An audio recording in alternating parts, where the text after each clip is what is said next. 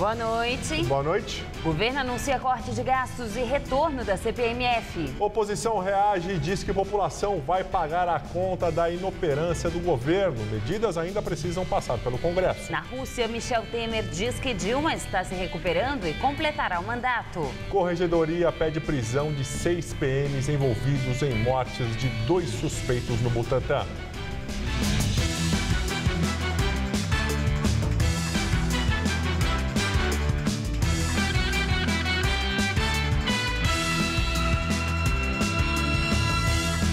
Em meio à crise, o governo federal anuncia corte de gastos, inclusive em programas sociais, e cogita a volta da CPMF. As mudanças foram anunciadas pelos ministros da Fazenda, Joaquim Levy, e do Planejamento, Nelson Barbosa. Para atingir a meta do superávit, o governo pretende adiar o reajuste dos servidores públicos para agosto do ano que vem e a suspensão dos concursos, o que geraria economia em 2016 de R$1 bilhão para o Executivo e R$500 milhões para os demais poderes. O programa de aceleração do crescimento vai sofrer corte no trecho que trata do Minha Casa Minha Vida, em R$4,8 bilhões. Dentro da redução de gastos administrativos, o governo prevê a economia de R$200 milhões com corte de ministérios e cargos de confiança. O ministro da Fazenda, Joaquim Levy, disse que a CPMF será relançada com a alíquota de 0,2%, o que deverá render ao Tesouro R$32 bilhões. Segundo ele, a cobrança do imposto do cheque se dará por meio da vigência da lei aprovada em 1996, quando ela foi criada. O tributo será provisório e destinado para cobrir o rombo na Previdência. Nosso objetivo é que a CPMF não dure mais que 4 anos. Obviamente, o próximo governo, se ele quiser, ele pode revogar, assim que ele assumir, ele revoga a CPMF. Mas seria, eu acho que inadequado que se fizesse uma previsão que acabasse absolutamente em 2018 e quem entrasse tivesse que se haver com uma nova receita. Os brasileiros que vendem imóveis também serão tributados a mais. O aumento será escalonado de 15% a 25%, dependendo do valor do imóvel, mas Levy fez observações para que as novas medidas entrem em vigor. Algumas medidas são medidas totalmente do governo, muitas exigirão a cooperação do Congresso, para se tornarem lei, para se tornarem efetiva, e, evidentemente, todas exigirão o esforço, a participação, a confiança de todos os brasileiros. E agora vamos ao comentário de economia com Denise Campos de Toledo. Olha, matematicamente as contas podem até fechar ou se aproximar mais da meta. O governo está cortando o que pode, buscando arrecadação onde quer. Está jogando para a sociedade e os parlamentares boa parte da responsabilidade na implementação do ajuste. Vai sobrar para todo mundo. Talvez fossem medidas melhor aceitas se tivessem sido apresentadas logo no início do governo, antes do desgaste político, da queda de popularidade, do agravamento da crise econômica. Hoje, o custo será muito maior para a população, as empresas, a atividade econômica e também do lado político. Será que o Congresso está disposto mesmo a endossar as medidas que dependem dele? Parlamentares vão redirecionar emendas? Qual será a reação do funcionalismo, dos políticos, dos empresários, dos movimentos sociais? Todo mundo vai ser atingido. Vão ser cortados gastos até em áreas prioritárias, carentes, como saúde.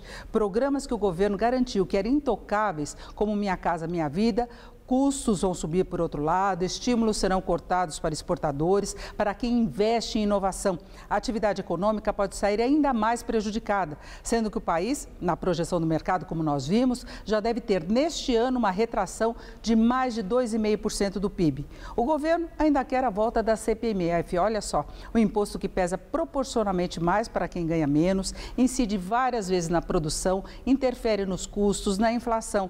Mas é fácil de arrecadar e dá a impressão que não pesa tanto. Só que já foi muito criticada quando essa ideia foi lançada algumas semanas atrás. Será que alguma coisa mudou? O mercado até reagiu bem hoje. O dólar caiu e a bolsa subiu, mas antes da divulgação do pacote integral de ajuste. A preocupação mais imediata é com o risco de novos rebaixamentos da nota de avaliação do país, o que poderia ter repercussão pior para a economia.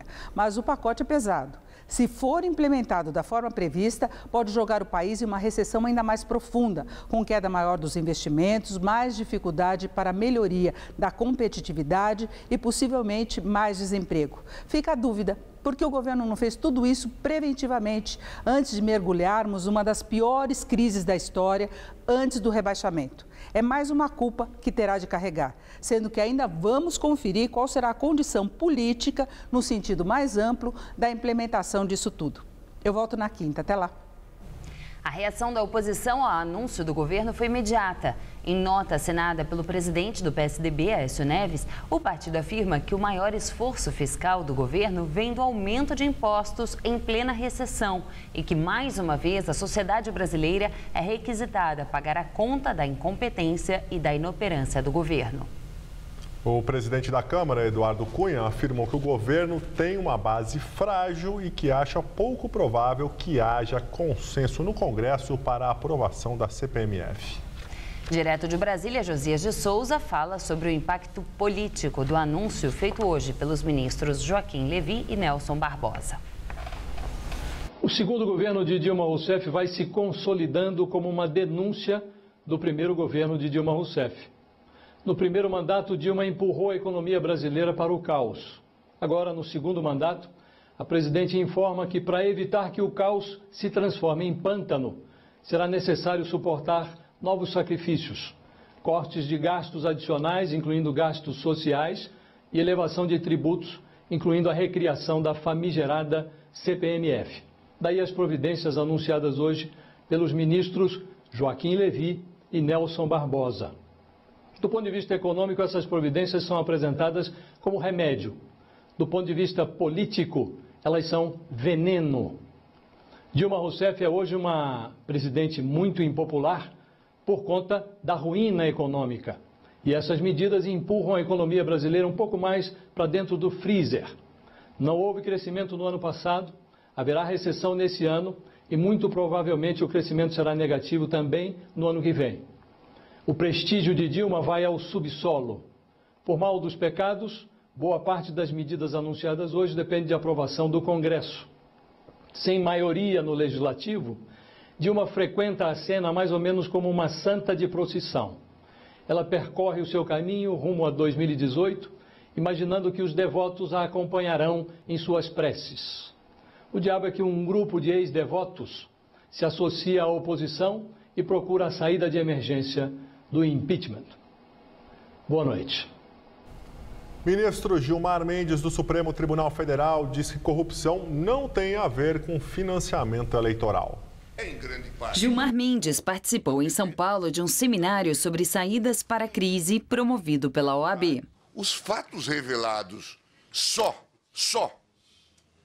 em relação à Petrobras, eles são suficientes para contar uma história de uma forma de governar, um método de administração. Isto pouco tem a ver com o financiamento do sistema eleitoral. Segundo ele, a proposta de proibir financiamento privado de campanha é uma ilusão e o modo de fazer política no Brasil é corrupto. O ministro citou a Operação Lava Jato. Nós criamos uma forma de governar corrupta em toda a sua extensão. Contaminou-se todo o tecido político. Sobre a crise econômica, Gilmar Mendes disse que não há como falar em aumento de impostos quando as pessoas estão indignadas com o aumento da corrupção. Em suma, é uma questão de legitimidade do próprio governo que está em xeque. O vice-presidente da República, Michel Temer, do PMDB, disse ter certeza de que a presidente Dilma Rousseff completará o mandato no fim de 2018. Ele deu entrevista na Rússia, onde participa de uma missão oficial. Segundo Temer, Dilma está se recuperando cada vez mais. No início do mês, em uma reunião com empresários aqui em São Paulo, Temer afirmou que seria difícil a presidente resistir no cargo até o fim, dada a baixa popularidade dela. A declaração causou mal-estar no Palácio do Planalto. O presidente da Câmara dos Deputados, Eduardo Cunha, também do PMDB, alegou questão de requisitos formais e devolveu 13 pedidos de impeachment da presidente Dilma Rousseff, um deles feito pelo jurista Hélio Bicudo, fundador do PT. Cunha deu prazo de 10 dias para os documentos serem reapresentados. E agora vamos ao comentário de política com Bob Fernandes. Cresce o cerco dos que querem o impeachment de Dilma. Ainda falta coesão entre os que disputam o poder e clareza sobre os riscos da operação. Riscos internos e externos. Internos porque, passado down e perplexidade, virá a realidade, a conta gigantesca e o contra-ataque dos que têm pressa e fome. Risco externo porque derrubar presidente é ato seríssimo, mancha quem cai. Mas pode manchar sempre, para sempre, quem, mesmo com a mão do gato, derruba. Se não for ação estritamente ilegal, aos olhos da história e do mundo, será altíssimo o custo de voltar a portar-se como republiqueta de bananas e golpes. A cada mês tem mudado o motivo para se pedir o impeachment. Do motivo moral, que é a corrupção, à óbvia incompetência e mediocridade em ações do governo. A moralidade é caolha, de ocasião.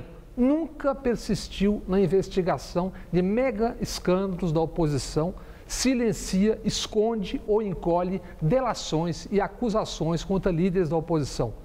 Mensalões, por exemplo. O do PT está nas manchetes há 10 anos e deu cadeia. O do PSDB, sob silêncio, dorme numa gaveta em Minas. Zelotes e contas secretas do HSBC são escândalos do agora, do há pouco, de mega empresas e milionários, escândalos estimados em 38 bilhões de reais. Investigações, manchetes, panelas, indignação moral? Não, silêncio. No metrô de São Paulo, em governos do PSDB, roubaram 1 bilhão. A última notícia, não há acusação contra altos executivos da CPTM ou dos governos tucano. Então, isso deve ter sido coisa do maquinista ou da bilheteira. O impeachment depende de Eduardo Cunha, para quem o procurador Janot pede 184 anos de prisão. Há dias, a Câmara de Cunha aprovou a ocultação incrível das doações de campanha. Delegado da Polícia Federal quer ouvir Lula. Segundo o próprio delegado, aspas, não existem provas contra Lula, fecha aspas. Mas isso garantiu manchetes desmoralizantes no fim de semana. Manchete dessa segunda, PSDB já discute sua participação no eventual governo Temer. Imposta a hegemonia na narrativa midiática para multidões, se tenta intimidar quem ouse questionar tanta moralidade caolha, tanto silêncio e tanta bandeira. Boa noite. Depois do frio, São Paulo teve uma segunda-feira um pouco mais quente e o sol voltou a predominar em todo o estado. E tudo indica que o sol veio para ficar a semana toda. Vamos à previsão com Mariana Armentano. A chuva já foi embora e a terça-feira será ensolarada em praticamente todo o estado de São Paulo. Com o afastamento da frente fria que deixou o tempo chuvoso nos últimos dias, a semana vai ser bem diferente da anterior. O sol volta a predominar e faz calor perto dos 30 graus em todo o interior do estado. Esquenta até aqui na faixa leste. Vai fazer até 29 graus em Caraguatatuba, no litoral, e 31 graus em São José dos Campos. No Vale do Paraíba e aqui na Grande São Paulo, podemos ter alguma chuva, mas bem pontual e passageira. O predomínio também será de sol e calor. Aqui na capital, mínima de 15 nessa madrugada e à tarde, máxima na casa dos 27 graus. Na quarta-feira, o calorão chega a ser de 30 graus por aqui e tempo firme. E não para de esquentar. Na quinta-feira, a expectativa é de que os termômetros cheguem à marca dos 32 graus.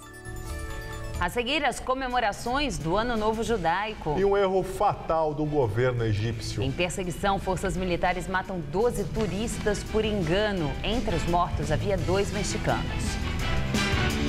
Com parcerias público-privadas e novas concessões, o governo federal vai investir mais de 198 bilhões de reais em 7 mil quilômetros de estradas, 7.500 de ferrovias, novos arrendamentos de portos, terminais de uso privativo e 4 aeroportos. Uma infraestrutura de transporte mais integrada e moderna para escoar a produção com menor custo, mais agilidade e competitividade. Programa de investimento em logística. O Brasil vai seguir avançando. Para bom entendedor, meia palavra basta. Não. Por isso, questionamos políticos e autoridades públicas, trazemos informação e esclarecimento sobre os temas importantes do seu dia a dia. TV Gazeta. Bom te ver sempre bem. Se você quer estudar jornalismo, relações públicas, publicidade e propaganda ou rádio, TV e internet, a Faculdade Casper Libero é o seu lugar. Quer conhecer? Eu te levo! Aqui a gente aprende na sala de aula e também em laboratórios de rádio, fotografia, edição de imagens e estúdios de TV. Você também pode colaborar em revistas, sites, programas de TV e rádio laboratoriais. E tem oportunidade de estágio dentro da Fundação Casper Libero. São mais de 60 anos de tradição numa localização incrível. Faculdade Casper Libero, formando os melhores profissionais da comunicação. Quer saber mais? Acesse nosso site. Tiago acaba de fazer a melhor entrevista de emprego da sua vida.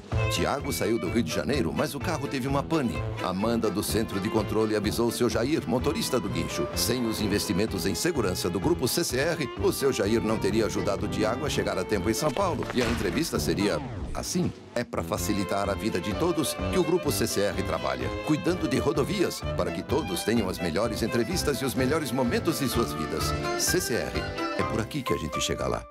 Nesta segunda, no Todo Seu, eu converso com meu amigo Jarbas Homem de Melo, um dos grandes nomes da nossa indústria de musicais. Tem ainda musical e bate-papo com o Padre Juarez de Castro e todo o requinte dos mestres da gastronomia. O programa está impecável. Agora só falta você. Tô aqui te esperando. Todo Seu, nesta segunda, 10h30 da noite.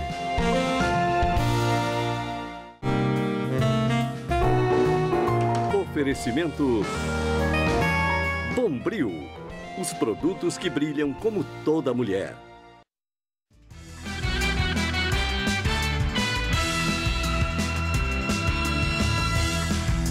Mais 6 policiais militares tiveram a prisão decretada hoje, acusados de assassinar 2 homens no Butantã, na zona oeste de São Paulo. Ao todo, 15 PMs são investigados pelos crimes que aconteceram no último dia 7. 10 policiais militares prestaram depoimento hoje cedo. A Corregedoria solicitou a prisão de 6 deles por envolvimento na morte de um homem no último dia 7 de setembro. Os outros 4 PMs seguirão detidos para novos esclarecimentos. Nem as patentes, nem os nomes dos policiais foram divulgados. Imagens feitas por um telefone celular mostram um militar rendendo Fernando Henrique da Silva em cima do telhado de uma casa no Butantã, na zona oeste da capital. Fernando é algemado e depois empurrado pelo policial de uma altura de 8 metros. Nas imagens, também é possível ouvir 2 disparos.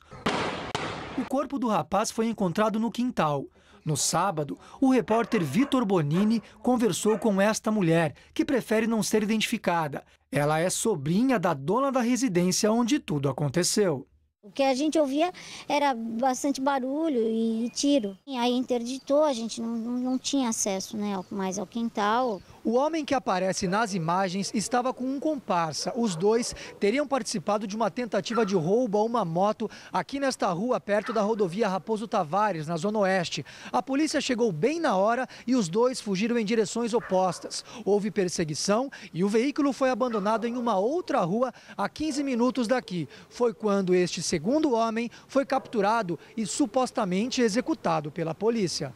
A ação também foi gravada. Uma câmera de segurança da rua mostra Paulo Henrique Porto de Oliveira, de 23 anos, se rendendo. Ele chega a levantar a camiseta para mostrar que não está armado. Em seguida, é algemado. Depois, o PM tira a algema e o leva para o outro lado da calçada. Nesse momento, as imagens não mostram, mas Paulo é baleado com 2 tiros no abdômen.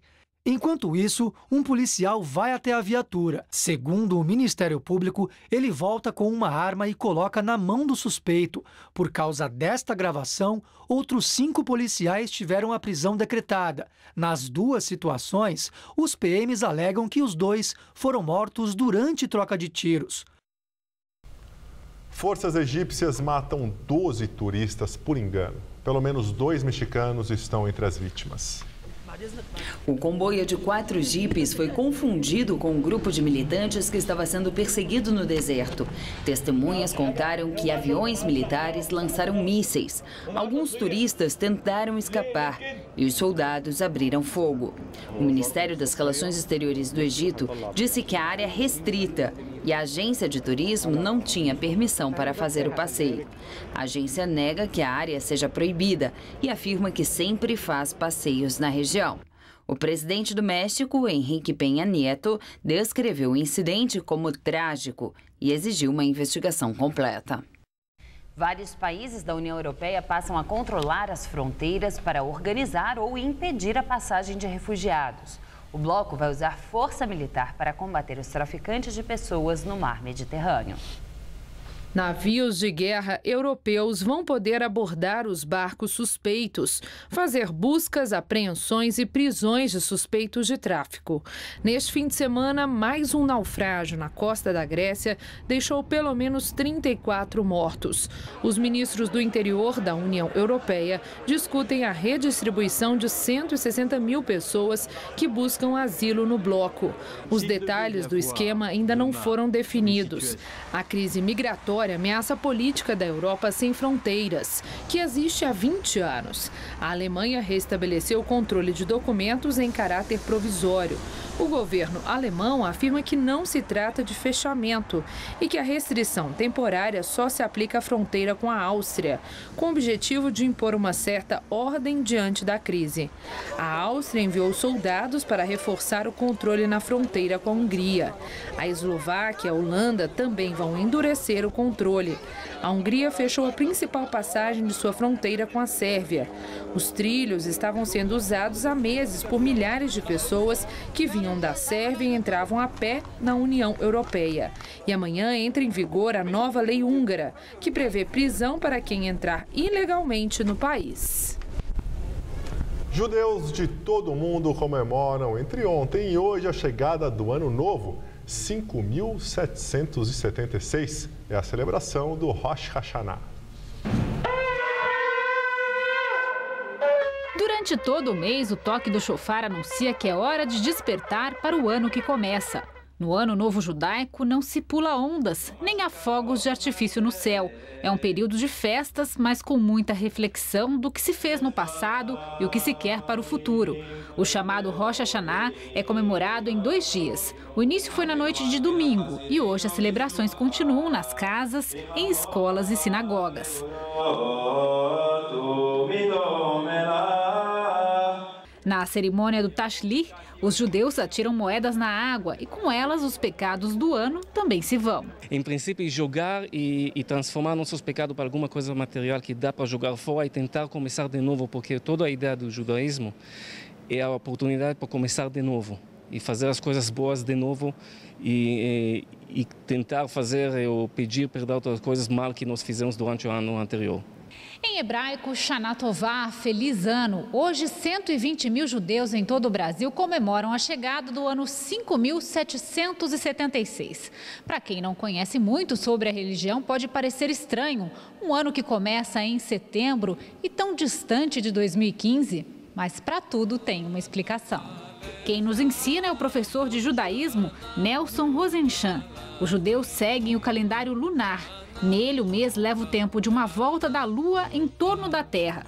O ano no calendário lunar tem 11 dias a menos que no calendário solar, o mais comum. E o ano novo chega ao final da 12ª volta da Lua. Mas por que o ano 5.776? Esse é o número da nossa tradição.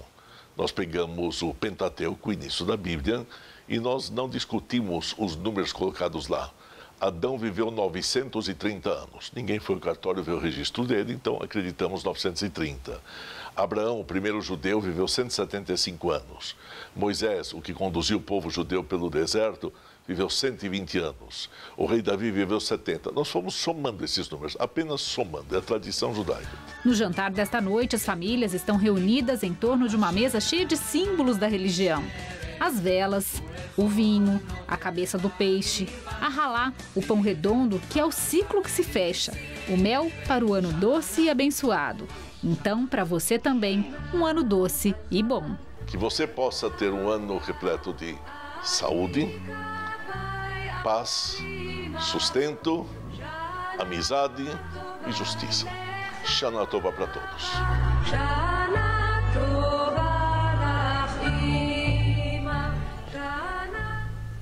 A edição das 10 do Jornal da Gazeta termina aqui. Boa noite. Fique agora com o Ronivon no Todo Seu. Uma ótima semana para você e até amanhã.